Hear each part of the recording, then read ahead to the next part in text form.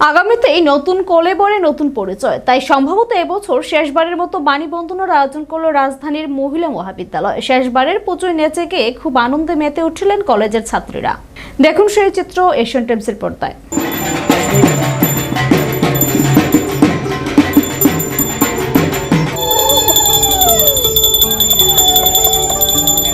শুক্রবার বাসন্তী পঞ্চমী, বাগদেবী সরস্বতী পুজো। রাজ্যের অধিকাংশ শিক্ষা প্রতিষ্ঠানগুলি সরস্বতী পুজোর আয়োজন করে। রাজধানীর একমাত্র মহিলা মহাবিদ্যালয়ে প্রতি বছর বাণী বন্দনার আয়োজন হয়। তবে এবছর মহিলা মহাবিদ্যালয়ের বাণী বন্দনার আয়োজন ছিল অনেকটাই ভিন্নধর্মী। এবার ওই মহিলা মহাবিদ্যালয়ের শেষবারের মতো পূজিত হচ্ছেন বাগদেবী, কারণ ইতিমধ্যে রাজ্য সরকার মহিলা মহাবিদ্যালয়টিকে মহিলা বিশ্ববিদ্যালয়ে পরিণত করার সিদ্ধান্ত নিয়েছে।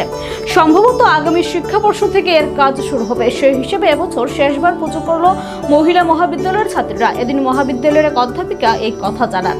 এই নিরীক্ষে শেষবার মহাবিদ্যালয়ের সরস্বতী পুজো করলেন মহিলা পুরোহিত পায়েল চক্রবর্তী। 2023 সাল থেকে তিনি মহিলা মহাবিদ্যালয়ের সরস্বতী পুজো করে আসছেন। তিনি জানান, বাবার অনুমতি নিয়ে শাস্ত্র মেনে বৈদিক মন্ত্র উচ্চারণ ও যজ্ঞ সহকারে তিনি এই পুজো করে চলেছেন। তার প্রশ্ন, বাড়ির ঠাকুর ঘরে মহিলারা যদি নিত্য পুজো দিতে পারেন, তবে অন্যান্য পুজোগুলো মহিলারা করতে পারবেন না কেন? আমার নাম পায়েল চক্রবর্তী। আজকে সরস্বতী পুজো মানে ভগবতী দেবীর পুজো। আজকে এটা হলো উমেন্স কলেজ মহিলা মহাবিদ্যালয়। তো ওরা যে 2023 থেকেই মহিলা পুরোহিত দিয়ে পুজো করে, যেটা আমি করি পুজোটা।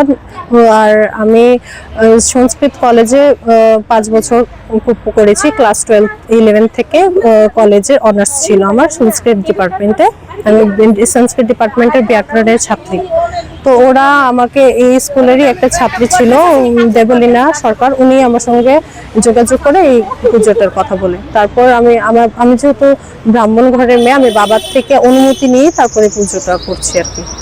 এদিন মহিলা মহাবিদ্যালয়ের এই শেষবারের বাণী বন্দনায় প্রচুর ছাত্রী উপস্থিত ছিলেন। তারা ঢাকের তালে তালে নেচে গিয়ে আনন্দ উপভোগ করেন।